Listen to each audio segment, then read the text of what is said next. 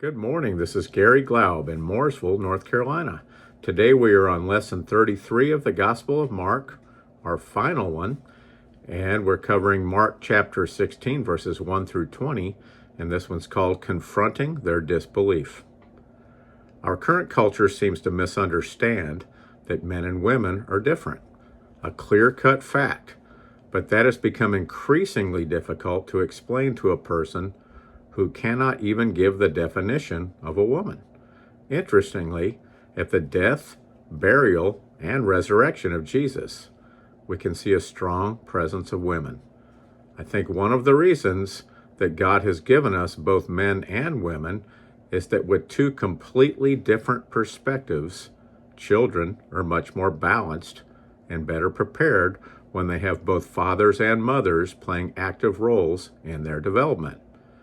But also notice that we wouldn't have children without both men and women. Typically, men are much more logical, and women have much more heart. And the physical differences are even more apparent.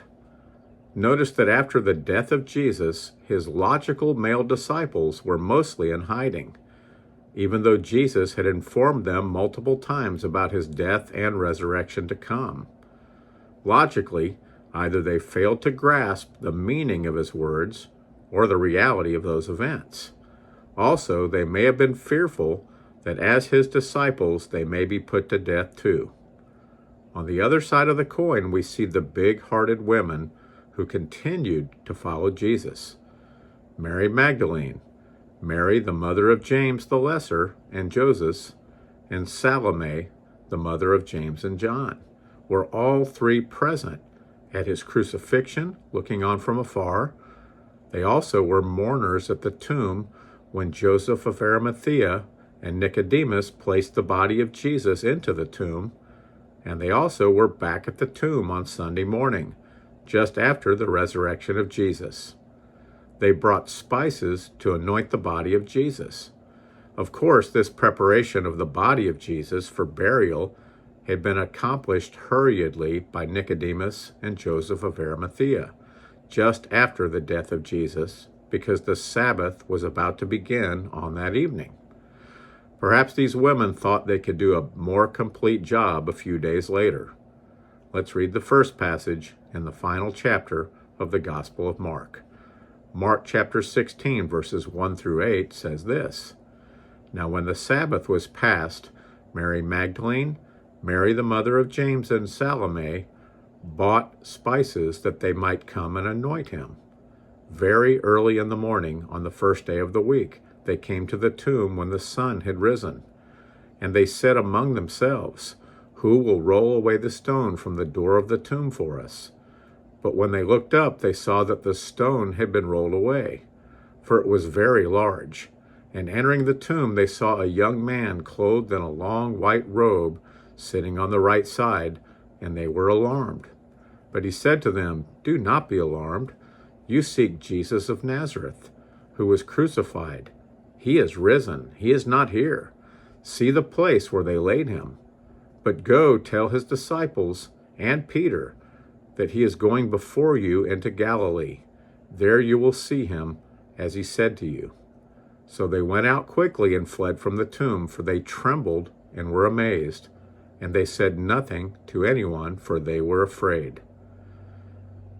Before we discuss this section, let me explain that most scholars believe that the Gospel of Mark ends with this verse. So they went out quickly and fled from the tomb, for they trembled and were amazed. And they said nothing to anyone, for they were afraid. The passage that appears in our Bibles, Mark chapter 16, verses 9 through 20, likely were verses written later and perhaps up to 100 years later. But the Gospel of Mark ends with Mark 16:8 in the 4th century Codex Vaticanus and Codex Sinaiticus. Codex Vaticanus is slightly older, dating to 300 to 530 AD, while Codex Sinaiticus dates to 350 to 375 AD. There are many theories that say that the longer ending of Mark was written after Matthew and Luke to help the Gospels to coincide. Honestly, we cannot know exactly when it was written, who wrote the last part, or the reasoning for the last part. The most common belief is that the longer part was added by a scribe and is based on the wording of the Gospels written later. Matthew, Luke, and John. Certainly we will cover all 20 verses, but keep in mind that it is entirely plausible that this gospel ends in Mark 16, verse 8. One of my favorite teachers, John MacArthur, believes that it was written later by a scribe, and adds that because Mark emphasized the servanthood of Jesus as the Son of God, the abrupt ending focuses on exactly that. But it does seem strangely abrupt to end it there. It is interesting that Mary of Bethany anointed Jesus for burial a week earlier. The spices purchased by these ladies that arrived on Resurrection Day would turn out to be the wasted money, rather than the alabaster flask filled with spikenard that was worth 300 denarii provided by Mary of Bethany that had offended Judas Iscariot so deeply, or offended his deep pockets. Because when the women arrived at the tomb, Jesus had risen and was gone already. As this was around dawn on Sunday morning, it seems strange that the passage seems to say that these women purchased the spices that morning, but they couldn't not have done that the day before because it was a Sabbath. But what we need to see is that the same women who were looking at Jesus from afar at his crucifixion and were at the tomb when Nicodemus and Joseph of Arimathea buried Jesus are once again back at the tomb. It is likely that their soft hearts for Jesus are one of the reasons that they were the first to learn about the resurrection of Jesus. It does not sound like any of the disciples had considered going to the tomb of Jesus. As stated before, likely the disciples were very sad, but at the same time, it is even more likely they were afraid and were waiting for the unrest to subside. That morning, these women were most concerned about how they were going to roll the stone away from the entrance to the tomb. I wonder if they knew that soldiers would be there guarding the tomb and had considered they could talk the soldiers into moving the stone. Well, their biggest concern turned out to be a wasted worry, as most worry is, as the stone already had been moved. Jesus was no longer inside the tomb, and an angel was sitting where the body of Jesus had been laid. The angel told them that Jesus had risen, and instructed these women to go and tell the disciples of Jesus of his resurrection, specifically Peter. I wonder why they said specifically Peter. I would guess that Peter was grieving deeply because of denying Jesus. When someone dies, we often relive our final conversation. It is much easier when our last conversation was loving, and much more difficult when our last conversation was an argument. Likely, Peter had been focusing on how it ended. The angel told Mary Magdalene to tell the disciples that Jesus would meet them in Galilee, and the disciples would see Jesus at that time. The angel also reminded Mary Magdalene to tell the disciples that it was just as Jesus said it would be. These women left quickly, trembling. This passage ends by telling us that they were both amazed and afraid, and that the women did not say anything to anyone. So likely, as the Gospel of Mark ends, these ladies who have been instructed by an angel to tell the disciples about the resurrection of Jesus do not tell the disciples out of fear. We can see what else occurs in the other Gospels, but let's proceed with the verses remaining in Mark, keeping in mind that these verses were very likely added by a scribe at another time. Let's read the next passage. Mark chapter 16, verses 9 through 11 says this. Now when he arose early on the first day of the week, he appeared first to Mary Magdalene, out of whom he had cast 7 demons. she went and told those who had been with him as they mourned and wept. And when they heard that he was alive and had been seen by her, they did not believe. This is exactly what happened, because John 20:11 through 18 tells us that Mary Magdalene was the first person to see the risen Christ. John describes this as occurring very near the empty tomb, and subsequently, Mary Magdalene then told the disciples. It also is interesting to see the response of the disciples after they'd been told that Jesus was risen from the dead. They did not believe that Jesus had been resurrected.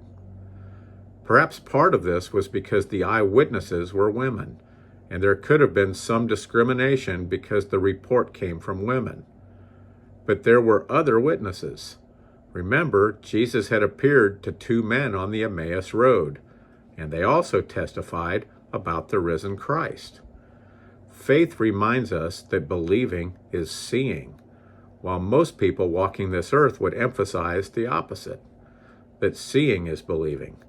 Even after walking with Jesus for 3 years, the disciples needed to see Jesus in risen form before believing that he had been resurrected from the dead. Don't forget that Jesus also had told them of his resurrection to come multiple times, and even told them it would be 3 days after his death. This is a bit perplexing. We know that 3 of these disciples, Peter, James, and John, had witnessed the resurrection of the daughter of Jairus, and the other disciples, perhaps all of them, had witnessed the resurrection of Lazarus. Only God could conquer death. It would seem that lack of believing in the resurrection of Jesus would also equate with disbelieving that Jesus was the Son of God or God incarnate. One aspect of this that we should focus on is that even with their disbelief, Jesus came to them exactly where they were and brought them to belief. Let's read the next passage. Mark chapter 16, verses 12 through 13 says this. After that, he appeared in another form to 2 of them as they walked and went into the country. And they went and told it to the rest, but they did not believe them either. One of these followers of Jesus was Cleopas, according to Luke 24, and the other was unnamed. Remember, Mary, the wife of Cleopas, was present at the crucifixion, burial, and resurrection of Jesus. Likely these were the parents of James the Lesser, one of the 12 disciples of Jesus, and also of Joseph. Eusebius wrote that Cleopas was the brother of Joseph, the stepfather of Jesus. That would make it even more amazing that Cleopas and the unnamed second witness did not recognize Jesus when he appeared to them on the Emmaus road. Perhaps it is because the beard of Jesus had been plucked out, as Isaiah 50 verse 6 tells us, or that the face of Jesus had been beaten so badly that he was unrecognizable, as Isaiah 52 verse 14 prophetically states. But we can see that the disciples did not believe these men either. Let's read the next passage. Mark chapter 16, verses 14 through 18 says this. Later he appeared to the 11 as they sat at the table, and he rebuked their unbelief and hardness of heart because they did not believe those who had seen him after he had risen. And he said to them, Go into all the world and preach the gospel to every creature. He who believes and is baptized will be saved, but he who does not believe will be condemned. And these signs will follow those who believe. In my name they will cast out demons. They will speak with new tongues. They will take up serpents. And if they drink anything deadly, it will by no means hurt them. They will lay hands on the sick, and they will recover. This is not the first time that Jesus rebuked the hardness of the hearts of his disciples. The first description of something similar was after the feeding of the 5,000, after Jesus walked to them on water to their boat in the middle of the Sea of Galilee. Jesus had performed so many signs and wonders that it is unfathomable to understand how they did not believe Jesus when he told them he would be resurrected 3 days after his death. Neither did they believe the reports that came from the women at the tomb, nor the disciples on the Emmaus road.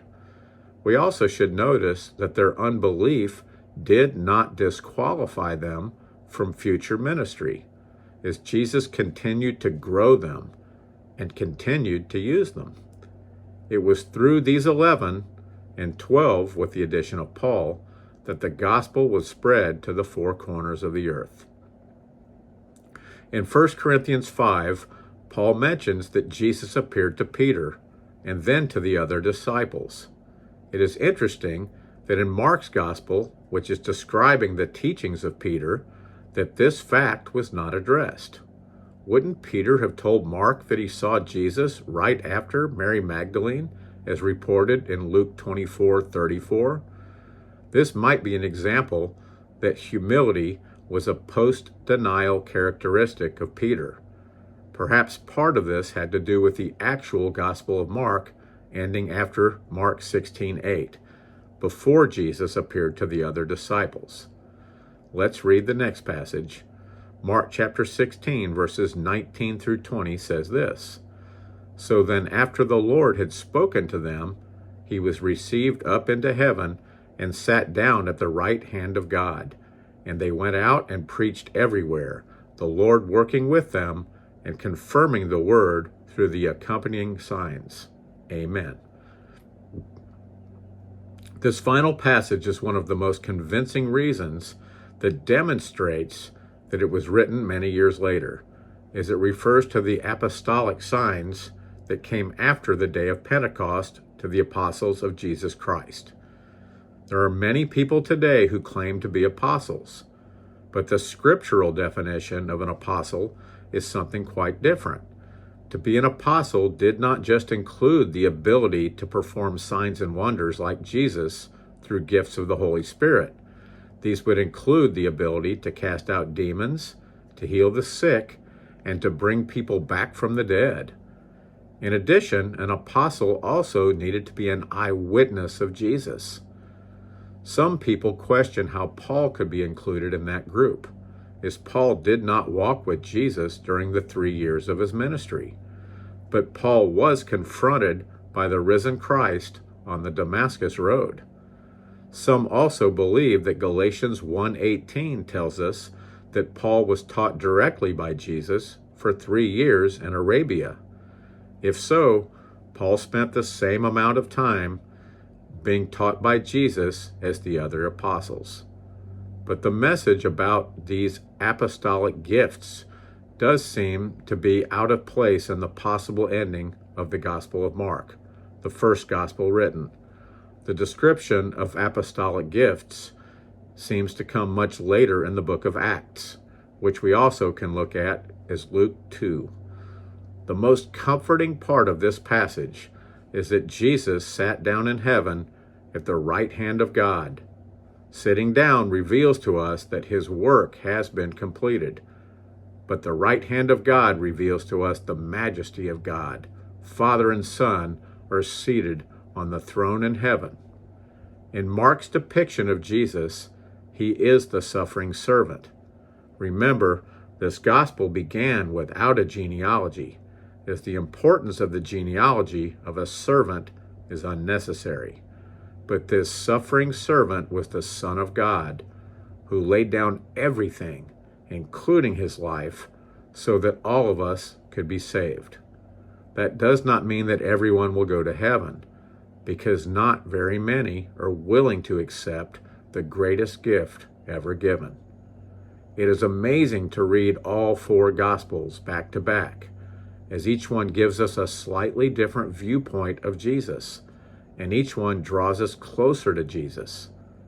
As we draw to a close in the Gospel of Mark and head forward to the Gospel of Luke, pray that our closeness to Jesus continues to increase. Remember, all relationships are affected by the amount of time we spend with one another. Our relationship with Jesus benefits us in the same way. Jesus is willing to spend any time with us that we are willing to spend with him. Where does Jesus fit in a list of the priorities of our lives? This is Garry Glaub in Mooresville, North Carolina. Thank you for joining me through the journey of the Gospel of Mark. Have a great day.